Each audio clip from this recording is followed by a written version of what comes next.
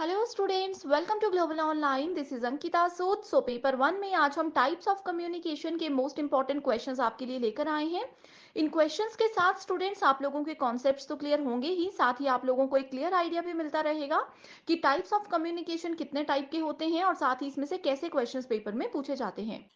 Students paper one preparation के लिए एक कंप्लीट कोर्स हम लेकर आए हैं जहां पर आपको डेली लाइव लेक्चर्स के साथ पेपर से पहले पूरा सिलेबस तो कवर करवाया ही जाएगा। साथ ही प्रीवियस ईयर क्वेश्चंस 2018 से लेकर के 2024 तक के भी कंप्लीट करवाए जाएंगे।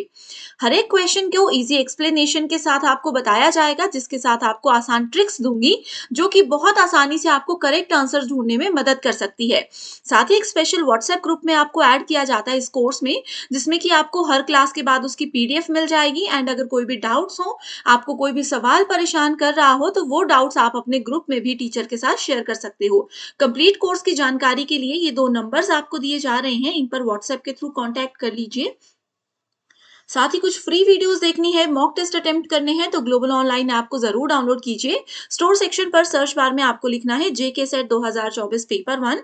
कंटेंट पर जाकर कंप्लीट कोर्स आपको मिल जाएंगे। ये उन स्टूडेंट्स के लिए हैं जो कि डेली लाइव क्लासेस ज्वाइन नहीं कर पाते हैं, और बाकी सबके लिए लाइव क्लासेस भी मिलेंगी। और जैसे भी आपको कंफर्टेबल है, आप उस अकॉर्डिंग मॉर्निंग और इवनिंग बैचेस को ज्वाइन कर सकते हो। तो ये नंबर्स हैं जिन पर इजीली आप कॉन्टेक्ट कर लीजिए। तो चलिए शुरू करते हैं। हमारा आज का पहला क्वेश्चन है मैच द फॉलोइंग से रिलेटेड। ठीक है, जिसमें कि पहला दिया गया है मोड्स ऑफ कम्युनिकेशन एंड यहाँ पे दिया गया है टाइप्स ऑफ कम्युनिकेशन। तो पहला ऑप्शन है one to one, one to many to many and one to none. ठीक है, सो ये मोड है कम्युनिकेशन के। वन टू वन की बात करें कि एक पर्सन सिर्फ एक पर्सन से ही कम्युनिकेट कर रहा है। ठीक है, इसको बोला जाता है one to one. One to many होता है कि एक इसमें सेंडर है, ठीक है, एंड इसमें मैनी रिसीवर्स हैं।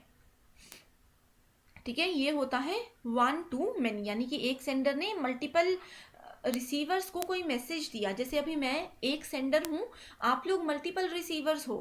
ठीक है, तो ये है वन टू मैनी रिलेशनशिप या one to many mode of communication. जैसे हम प्राइवेट ट्यूशंस की बात करते हैं तो एक टीचर एक स्टूडेंट को अगर पढ़ाते हैं, ठीक है, ये होता है वन टू वन। नेक्स्ट आता है many to many. So many to many में क्या होता है, मल्टीपल यहाँ पे सेंडर होंगे एंड मल्टीपल यहाँ पे रिसीवर होंगे। ठीक है, तो ये है सेंडर्स एंड ये है रिसीवर्स। ठीक है, लास्ट है वन टू नन, यानी कि एक पर्सन सिर्फ अपने आप को ही मैसेज दे रहा है, अपने आप से ही बात कर रहा है। ठीक है, तो ये चीज क्या होती है, ये हमने डिटेल में प्रीवियस 2 लेक्चर्स में बहुत अच्छे से देखा है। वन टू नन यानी कि वो पर्सन किसी दूसरे पर्सन से बात नहीं कर रहा, वो अपने आप से ही बात कर रहा होगा। तो इस चीज को क्या बोला जाता है? तो अगर आप लोगों ने प्रीवियस वीडियो देखी है तो विद इन अ सेकेंड आप लोग इसका आंसर दे सकते हो। ठीक है, सो टाइप्स ऑफ कम्युनिकेशन में बोला गया है network communication, that is transactional, intrapersonal, interpersonal and mass communication, specially print. ठीक है, सो यहाँ पे अगर हम लोग देखें तो सबसे पहला जो आता है, ठीक है, सबसे पहले वन टू नन। ठीक है, वन टू नन, इसमें क्या होता है कि पर्सन अपने आप से बात करता है, यानी कि इंट्रा पर्सनल कम्युनिकेशन। ठीक है, उसके बाद हमारे पास आता है one to one to one. ठीक है, यानी कि एक पर्सन सिर्फ एक ही पर्सन से बात करता है, यानी कि ये होता है इंटरपर्सनल कम्युनिकेशन। तो यहाँ पे आप लोग देख सकते हो कि इस तरह के ऑप्शंस जो हैं वो सिर्फ ऑप्शन नंबर 3 में मैच हो रहे हैं। ठीक है, सो उस अकॉर्डिंग ऑप्शन नंबर 2 का राइट आंसर है वन टू मेनी, यानी कि मास कम्युनिकेशन। इसके एक एग्जाम्पल हमने देखा था, बीज जो मधुमक्खी होती है उसके थ्रू मैंने आप लोगों को बताया था। ठीक है, एंड मैनी टू मैनी का मतलब होता है नेटवर्क। जैसे कि सोशल मीडिया है, कितने सारे लोग कितने बाकी के लोगों के साथ साइमल्टेनियसली जो है बात कर सकते हैं। ठीक है, सो राइट आंसर है option number 3। Next question is efficiency of written communication depends on. So जो भी रिटन कम्युनिकेशन होता है, यानी कि हम लिखित तौर पर अगर किसी से बातचीत करते हैं तो उसकी एफिशिएंसी को किस बेसिस पे हम मेजर कर सकते हैं? तो पहला ऑप्शन होता है इसमें लेंदी प्रेजेंटेशन, दूसरा होता है complex sentence structure, editing after writing. ठीक है, सो मैं डिस्कस करती हूँ। जैसे लेंदी प्रेजेंटेशन, यानी कि अगर मैं एक ही चीज़ को बहुत ज़्यादा डिटेल में लिख दूँ, ठीक है, तो क्या वो एक एफिशिएंसी होगी रिटन कम्युनिकेशन की? या फिर अगर मैं कॉम्प्लेक्स वर्ड्स उसमें यूज़ करूँ, मान लीजिए ये क्वेश्चन है, तो यहाँ पे अगर मैं स्ट्रॉन्ग की जगह कोई बहुत ही हैवी टर्म यूज़ करती हूँ, ठीक है, कोई कॉम्प्लेक्स सेंटेंसेस यूज़ करती हूँ, तो क्या एफिशिएंसी मानी जाएगी वो? ठीक है। नेक्स्ट आता है एडिटिंग आफ्टर राइटिंग, यानी कि एक बार मैंने कुछ लिख दिया, उसको काट करके मैं फिर से यहाँ पे कुछ चीज़ लिखती हूँ, तो वो होता है एडिटिंग आफ्टर राइटिंग, यानी कि लिखने के बाद उसमें चेंजेस करना। ठीक है। ब्रीविटी इन सेंटेंसेस, यानी कि वाक्यों में संक्षिप्तता। ठीक है, यानी कि ब्रीफली हम किसी चीज़ को अगर एक्सप्लेन करते हैं, जैसे अभी यहाँ पे इतने से सेंटेंसेस लिखे हैं, मैं इसको डिटेल में आप लोगों को बता रही हूँ, तो ये होता है ब्रीविटी इन सेंटेंसेस। ठीक है। नेक्स्ट आता है यूज ऑफ स्ट्रॉन्ग वर्ड्स। ठीक है, स्ट्रॉन्ग वर्ड्स का मतलब होता है कि जो प्री डिफाइंड एग्जैक्ट मीनिंग होता है किसी पर्टिकुलर चीज का, अगर हम उसको यूज करते हैं तो वो एक एफिशिएंसी मानी जाती है रिटन कम्युनिकेशन में। नेक्स्ट आता है हमारे पास इफेक्टिव यूज ऑफ वर्ड्स, यानी कि जो मैं कुछ बोलना चाहती हूँ उस वर्ड को मैं कैसे प्रेजेंट कर रही हूँ आप लोगों के सामने, इफेक्टिवली कैसे प्रेजेंट कर रही हूँ, वो चीज़ भी इंपॉर्टेंट है या नहीं है। ठीक है। सो इसमें अगर हम लोग देखें, सबसे इंपॉर्टेंट है option number C, that is editing after writing. Next है brevity in sentences, and last है एफ, यानी कि इफेक्टिव यूज ऑफ वर्ड्स। ठीक है। सो राइट आंसर होगा बी, डी एंड एफ। ठीक है, that is option number 3, sorry C, D and F, that is option number 3 is the right answer. Next question है synchronous communication takes place through which of the following technology. ठीक है। सो synchronous जो है ये क्या होता है, इन चीज़ों को हम लोग डिटेल में डिस्कस कर चुके हैं, फिर भी मैं आप लोगों को अभी बताऊंगी। ठीक है। सो सिंक्रोनस यहाँ पे बोला गया है takes place through which of the following technology. पहला है वीडियो चैटिंग, जो हम लोग वीडियो कॉल्स करते हैं।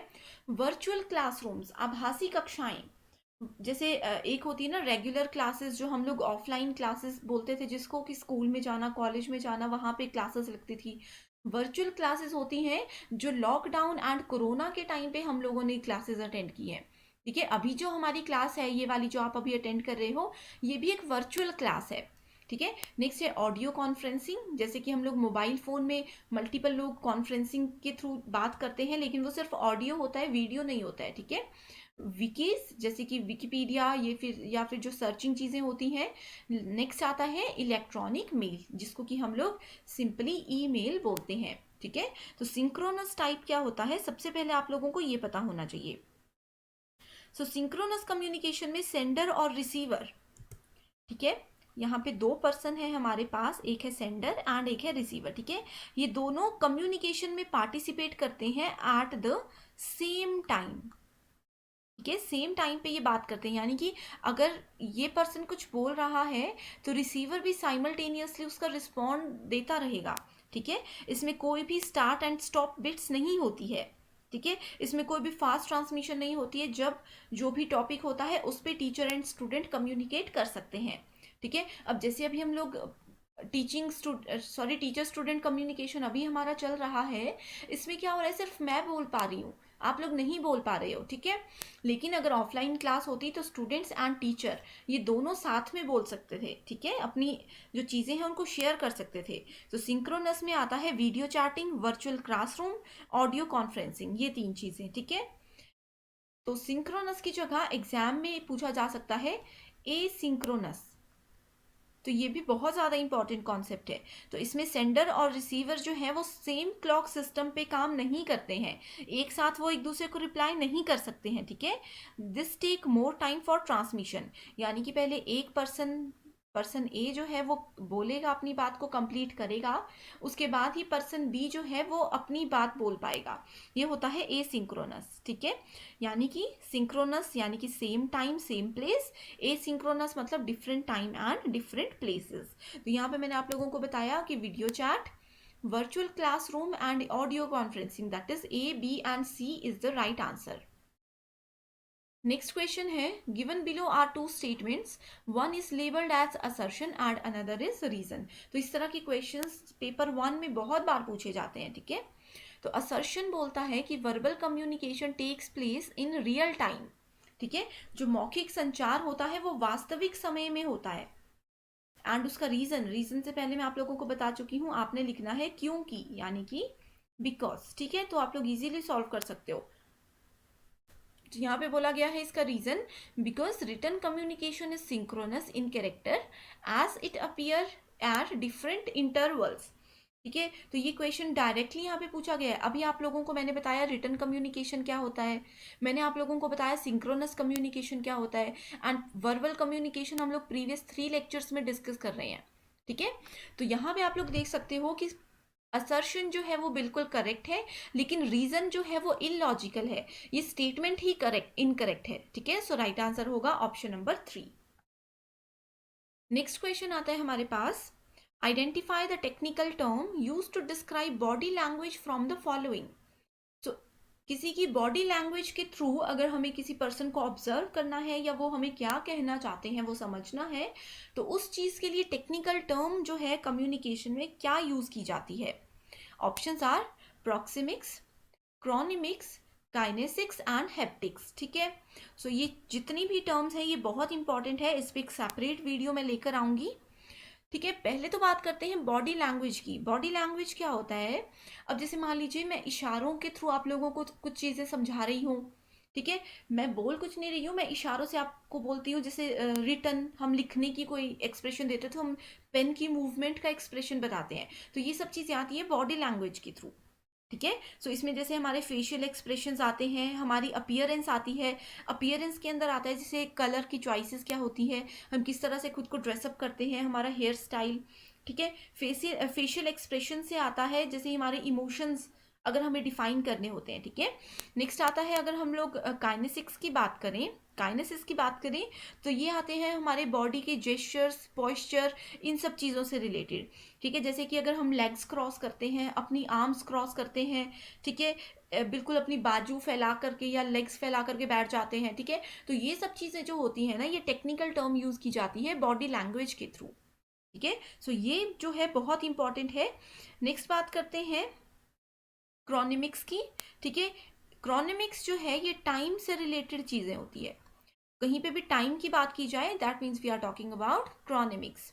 सो it refers to the study of how time affects communication, कि कम्युनिकेशन टाइम की वजह से क्या चीज़ें हो सकती है। सो इसमें टाइम में आता है biological time, personal time, physical time या फिर कल्चरल टाइम।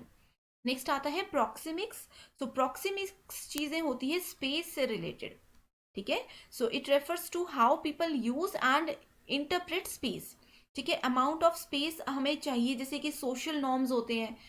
ठीक है, सोशल नॉर्म्स होते हैं, हमारी पर्सनालिटी होती है। कुछ लोग होते हैं जो कि किसी से मिलना जुलना पसंद नहीं करते, वो स्पेस चाहते हैं। ठीक है, ये सब चीज़ें आती हैं हमारी प्रॉक्सिमिक्स के अंदर। किसी पर्सन की पर्सनालिटी कैरेक्टरिस्टिक्स जो होती हैं, उसकी फैमिलियरिटी का लेवल जो होता है। नेक्स्ट बात करते हैं हैप्टिक्स की। हैप्टिक्स जो होता है ये कहीं पे भी अगर आए तो टच से रिलेटेड चीज़ें होती हैं।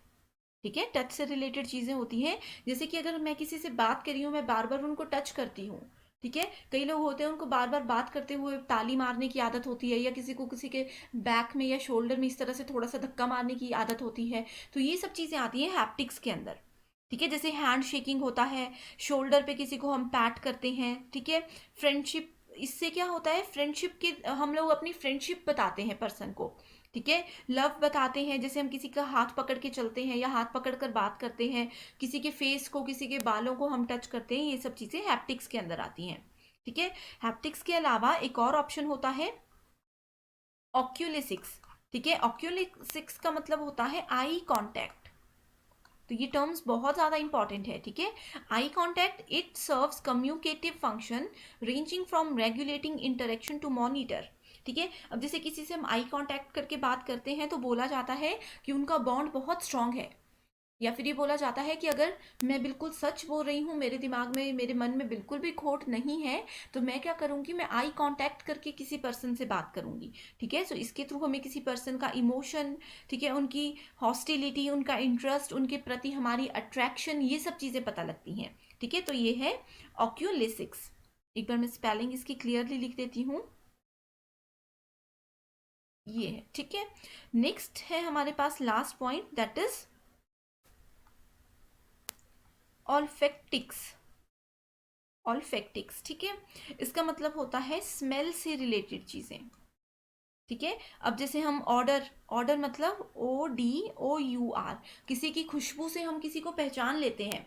ठीक है, जैसे किसी के परफ्यूम की खुशबू हो सकती है या जो नेचुरल बॉडी की स्मेल होती है, ये सब चीज़ें आती हैं ऑल्फेटिक्स के अंदर। ठीक है, सो ये सब चीज़ें नॉन वर्बल कम्युनिकेशन का ही एक पार्ट है जो कि बहुत इंपॉर्टेंट है। ठीक है, इस तरह के क्वेश्चन एग्जाम में एक बार ज़रूर पूछे जाते हैं। पेपर 2 के फाइनल रिवीजन के लिए एक स्टडी मटेरियल हम लेकर आए हैं जिसमें आपको full syllabus updated notes and MCQs मिलेंगे। एमसीक्यूज के साथ स्टूडेंट्स यहाँ पर आपको आपके स्टेट और अदर स्टेट्स के पीवाईक्यूज भी हम प्रोवाइड करवाते हैं। एंड ये सारा कंटेंट पीडीएफ की हेल्प से मिलेगा जो कि ना सिर्फ एग्जामिनेशन बल्कि इसके बाद होने वाले इंटरव्यू को क्वालिफाई करने में भी आपको हेल्प करेगा। तो ये जो भी सब्जेक्ट्स आपके सामने हैं आपको इनके फाइल्स का एक्सेस मिल सकता है। इसके लिए गिवन नंबर्स पर आपको व्हाट्सएप के थ्रू कांटेक्ट करना है और पूरी जानकारी मिल जाएगी। नेक्स्ट क्वेश्चन है, which of the following is considered as an affective form of verbal communication. ठीक है, सो वर्बल कम्युनिकेशन में इफेक्टिव फॉर्म क्या है? स्टोरी टेलिंग, किसी को हम अगर स्टोरी सुनाते हैं, कथावाचन करते हैं। ठीक है, स्लॉन्गेनियरिंग। नेक्स्ट है use of high pitch of voice, यानी ये बहुत लाउडली अगर मैं किसी से बात करूं। एंड लास्ट है मोनोलॉग्स। ठीक है, सो वॉइस जो होती है ना, वॉइस हमारी एक डिलीवरी का तरीका होता है, ये एक मेजर रोल प्ले करता है। अगर मैं अभी आप लोगों को बहुत लाइटली पढ़ाऊं तो आप लोग इंटरेस्ट से नहीं पढ़ोगे, आप लोग अटेंशन, मैं आप लोगों की अटेंशन गेन नहीं कर पाऊंगी। ठीक है, तो वॉल्यूम जो है, हमारा वॉइस का टोन जो है, ये बहुत मैटर करता है। ठीक है, इसके अलावा मेरा बोलने की स्पीड जो है, मेरी प्रोनाउंसिएशन है, ये सब चीज़ें भी बहुत मैटर करती हैं। ठीक है, सो यहाँ पे अगर देखें वर्बल कम्युनिकेशन की बात की गई है, तो अगर मैं कोई भी चीज़ें, जैसे आप लोगों को मैं एग्जाम्पल्स दे रही हूँ, ठीक है, हर एक चीज़ को मैं रियल लाइफ से रिलेट करके बता रही हूँ, तो ये क्या है? ये स्टोरी टेलिंग है। यानी कि मैं स्टोरीज बना बनाकर आप चीज़ों को, आप लोगों को सभी चीज़ें समझाने की कोशिश करती हूँ। ठीक है, सो इस अकॉर्डिंग हमारा राइट आंसर होगा ऑप्शन नंबर 1। नेक्स्ट क्वेश्चन है अगेन मैच द फॉलोइंग से related types of communication and उसके characteristics. So verbal, horizontal, circular and transactional. ठीक है, सो वर्बल कम्युनिकेशन क्या बोलती है? वर्बल एंड नॉन वर्बल, ये सब चीजें हम लोग डिटेल में डिस्कस कर चुके हैं, राइट। सो नेक्स्ट बात करते हैं हॉरिजॉन्टल कम्युनिकेशन की। सो अगर दो पर्सन है जो कि सेम पोजीशन पे काम करते हैं, जैसे कि मान लीजिए दो स्टूडेंट्स हैं ए एंड बी, ये दोनों सेम क्लास पे में पढ़ते हैं। ठीक है, तो ये होगा हॉरिजॉन्टल कम्युनिकेशन। सर्कुलर कम्युनिकेशन होता है जिसमें कि एक ग्रुप लीडर होता है जिसको कि सेंडर बोला जाता है। ठीक है, ये कम्युनिकेट करते हैं ग्रुप के मेंबर्स के साथ। ठीक है, एक ग्रुप का लीडर है एंड ग्रुप में हमारे पास मल्टीपल मेंबर्स हैं। ठीक है, तो ये सभी ग्रुप के मेंबर्स के साथ कम्युनिकेट करते हैं। ठीक है, जो कि उनको सब कुछ प्रेजेंट करते हैं इनके सामने। ठीक है, in this pattern of communication sender जो है वो मैसेजेस को ट्रेवल करता है एंड जितने भी मेंबर्स हैं ग्रुप में, उन सभी को सेम टाइम पे वो कोशिश करते हैं कि मैसेज पहुंचाया जा सके। एंड जो सर्कुलर मेथड होते हैं, इसमें हमेशा फीडबैक का एक मेजर रोल होता है। ठीक है, नेक्स्ट आता है हमारे पास ट्रांजैक्शनल। सो जिसमें भी सेंडर एंड रिसीवर के बीच में मैसेज एक्सचेंज होता है। ठीक है, and where each takes turn to send और रिसीव द मैसेज, तो दोनों को साइमल्टेनियसली मैसेज सेंड करने की जो है अपॉर्चुनिटी मिलती है।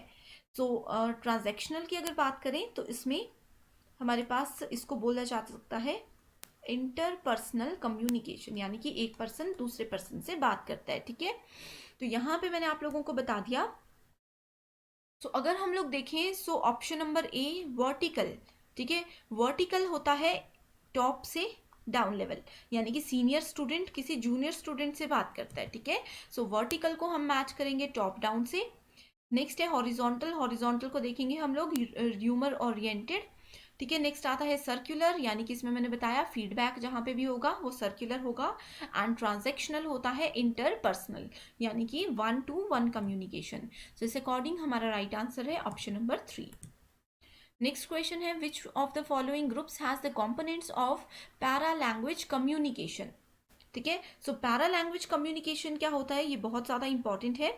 सो इसका एक सीक्वेंस हम लोगों को यहाँ पे बताना है। ठीक है, तो सबसे पहले बात करते हैं कि ऑप्शंस क्या दिए गए हैं। Voice, emphasis and impression.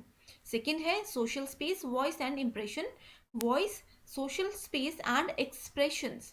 And last option है emphasis, social space and voice. ठीक है, सो पैरा लैंग्वेजेस क्या होती हैं?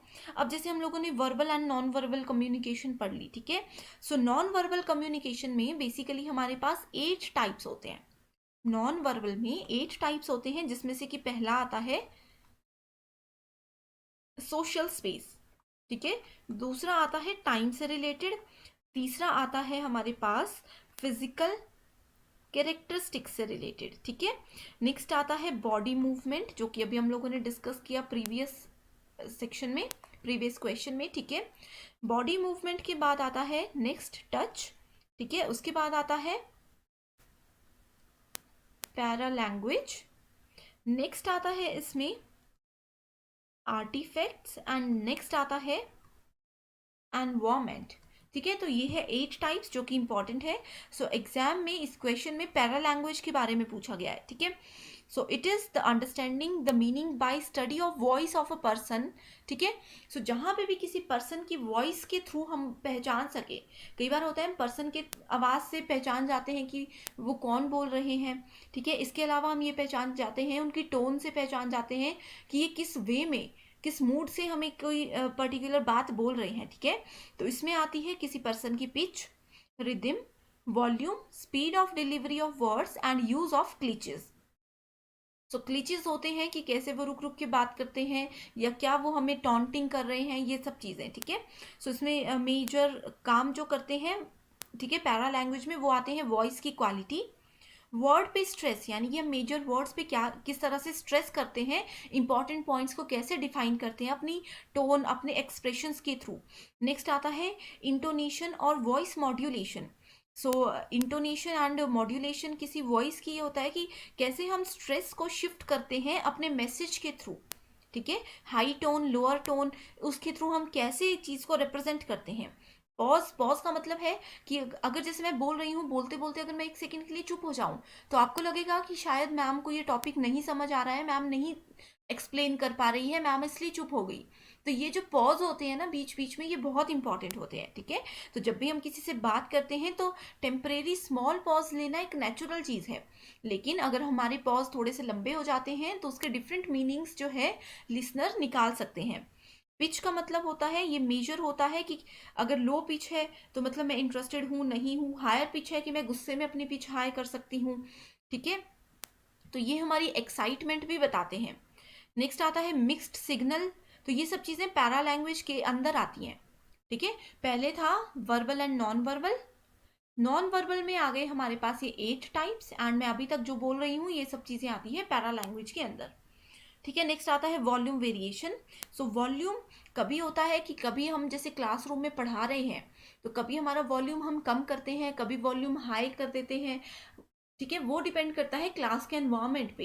एंड ये जितनी भी चीज़ें हैं ना, ये पेपर 1 यूजीसी नेट में इसलिए ऐड की गई हैं क्योंकि आप लोग टीचर बनोगे तो कैसे क्लास में कम्युनिकेट करना है, कैसे अपने वॉल्यूम में मॉड्यूलेशन आप लोगों के लिए इंपॉर्टेंट है, पॉज इंपॉर्टेंट है, तो ये सब चीज़ें सिखाने के लिए ये टॉपिक ऐड किए गए हैं।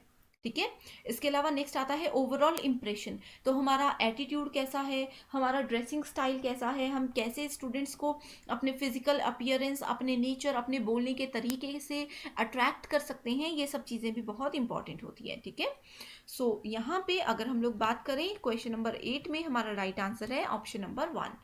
तो हमारी वॉइस भी इंपॉर्टेंट है, एम्फेसिस भी इंपॉर्टेंट है, एंड हमारा इम्प्रेशन भी इंपॉर्टेंट है।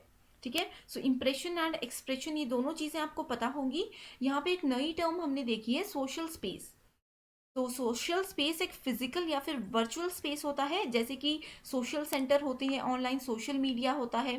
ठीक है, जिसमें कि बहुत सारे लोग एक साथ होते हैं, एक दूसरे से इंटरेक्ट करते हैं, लेकिन वो क्या होते हैं, वो एक दूसरे के साथ नहीं बैठे होते, वो डिफरेंट डिफरेंट एरिया में होते हैं, लेकिन वो फिर भी कम्युनिकेट कर सकते हैं। Next question is, which of the following is one of the communications based on number of parties involved? ठीक है, सो नंबर ऑफ पार्टीज में आता है personal communication, formal communication, horizontal and informal communication. So ये question भी बहुत ज़्यादा important है। सो यहाँ पे हमारा राइट आंसर है option number 3, that is horizontal communication. तो ये मैं आप लोगों को बता चुकी हूँ। ठीक है, इक्वल लेवल के लोग अगर आपस में बात करते हैं। सो अगर मैं आप लोगों को बताऊं सबसे पहले इंटरनल या एक्सटर्नल कम्युनिकेशन क्या होता है ये भी इंपॉर्टेंट है, ठीक है।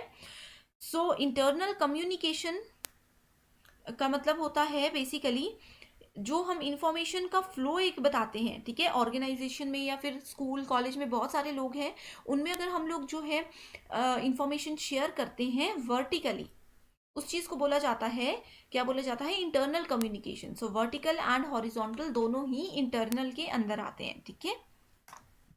Next question is in the analog communication content is considered as.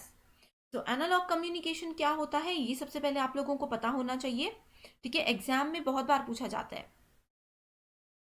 So analogue communication जो है एक फिजिकल क्वांटिटी होती है जो कि टाइम के थ्रू वेरी करती है, टाइम टू टाइम ये डिफरेंस बताती है, ठीक है। ये एक स्मूथ एंड कॉन्टिन्यूस फैशन होता है एंड इसमें क्या होता है, कंटेंट सिर्फ एक लीनियर एंड स्टैटिक फॉर्मेट में जो है वो डिलीवर किया जाता है, ठीक है। इसके एक एग्जाम्पल होता है जैसे कि लेजर बीम्स होते हैं, माइक्रोवेव होते हैं। एंड एनालॉग कम्युनिकेशन एक प्रोसेस होती है जिसके थ्रू हम लोग मैसेज को सेंड कर सकते हैं, रिसीव कर सकते हैं एंड प्रोसेस कर सकते हैं। एंड ये जो भी इंफॉर्मेशन होती है जिसके थ्रू हम ये चीज़ें करते हैं वो कुछ भी हो सकता है, किसी इमेज के थ्रू हम कम्युनिकेट कर सकते हैं, वॉइस के थ्रू कर सकते हैं, वीडियो के थ्रू कर सकते हैं, ठीक है। तो ये सब बातें हैं एनालॉग कम्युनिकेशन के अंदर। तो इसमें हमारा राइट आंसर है option number 2, that is static. तो मैंने बताया स्टैटिक एंड लीनियर ये दोनों इंपॉर्टेंट पॉइंट्स हैं। सो ये थे हमारे 10 क्वेश्चंस। सो अब ये है एक्सरसाइज क्वेश्चन जिसका आंसर आप लोगों को कमेंट सेक्शन पे मुझे बताना है। एंड इसके अलावा जो मैंने आप लोगों को बताया इवैल्यूएशन टेस्ट वो आप लोगों को मिलेगा वेडनेसडे इवनिंग हमारे ऐप ग्लोबल ऑनलाइन से, ठीक है। ऐप का लिंक मैं डिस्क्रिप्शन बॉक्स में ऐड कर दूंगी। So communication through gesture is related to, ये मैंने अभी डिस्कस किया कि जेस्चर्स की यहाँ पे बात करते हैं, यानी कि हमारे हाव भाव की जहाँ बात करते हैं तो वो किससे रिलेटेड होता है, काइनेसिक्स, प्रॉक्सिमिक्स, पैरा लैंग्वेज या फिर नॉन वर्बल बिहेवियर। तो ये बहुत ही इजी क्वेश्चन है, इसका आंसर प्रीवियस 10 क्वेश्चंस पर ही बेस्ड होगा, ठीक है। सो आज के लिए सिर्फ इतना ही। I hope you like the session.